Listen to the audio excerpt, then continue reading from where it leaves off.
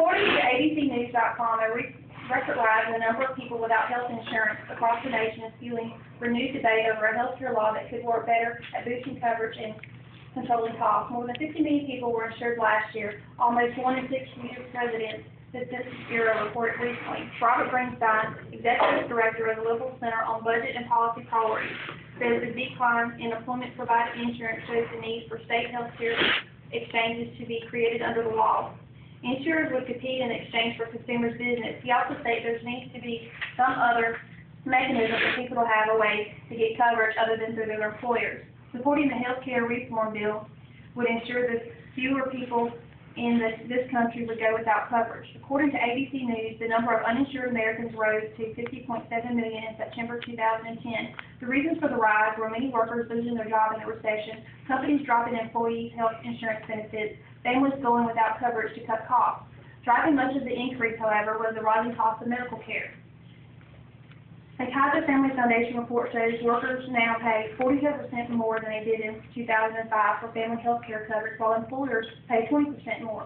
The problem is that families need health care coverage, and these statistics are not helping the health care reform bill. People are angry, depressed, and looking to point a finger at someone or something. In this case, it is the health care reform bill. Since its passage, the law has struggled to win public support. The latest USA Today Gallup poll found Americans disapprove of the new law 56% to 39%, through the Kaiser Family Foundation has found that many individual provisions are more popular. The people of the United States should support the health care reform bill. First, stating that the number of people uninsured is on the rise is misleading to the reasons why. This title misleads the consumers to believe that it is because of the health care reform law. But this is not the case. Although the health care law signed by President Obama in March 2010 is designed to insure an additional 32 million people in public and private programs, it does not take into full effect in 2014. For Helen Darling, president of the National Business Group on Health, says eventually more people will be covered if everything goes the way it should start in 2014. And that is 4 years away, and there is going to be a lot of financial pain and economic burdens before 2014. Next, Republicans in Congress, led by Representative Steve King of Ohio, are mounting an uphill drive to repeal the law.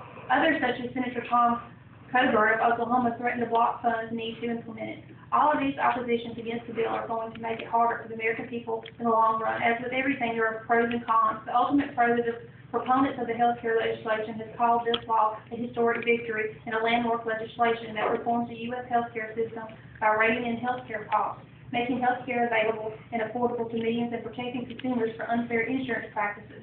The con is opponents have called it a socialist and unconstitutional government takeover of the health care system that will increase the cost of health care and decrease the quality. They say the law will cost more than $2.5 trillion over 10 years and drive the U.S. into deeper debt. This information was provided by PR Newswire, but in all actuality, it will reduce the deficit by $143 billion over the first 10 years. That is an updated CBO estimate and would reduce the deficit by $1.2 trillion in the next 20 years.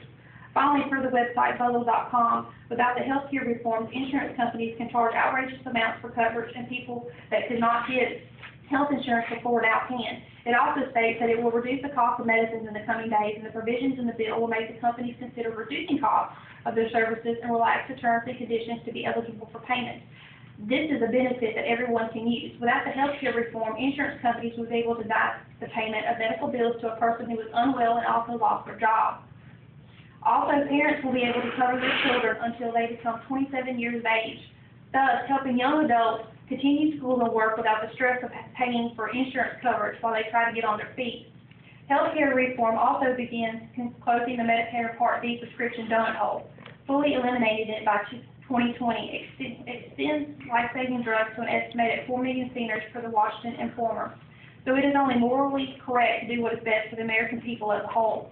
This health care law benefits us all far greater in the long run than it hurts us. Like the old saying goes, no pain, no gain. This law debate is a perfect example of that. This is why the American people should support the health care reform bill. Today I've discussed with you the reason why you should accept the health care reform bill. It is going to close the donut hole for seniors on Medicare Part B. Parents can leave their children on their coverage until 27 years of age. It will reduce the cost of services and prevent insurance companies from denying the payment of medical costs for someone that is unwell and lost their employment. One of the biggest pluses is that it will reduce our deficit by $1.2 trillion in the next 20 years. As the saying goes, killing two birds with one stone. I persuade you to review the information I have given you and make the right decision to support the health care reform bill. So how important is your health and your family? I know that mine is of the utmost importance to me, and I'm not going to take the chance of compromising their health. After thinking rationally and studying the entire situation with the help of facts, it has been proven that the health care reform would actually prove to be very useful in improving the quality of life. In conclusion, it is high time that we realize the importance of good health care facilities and take steps in the right direction for a healthy future. This all can be done by supporting our country's health care reform bill. If we all support the bill, our total health care situation will start improving dramatically.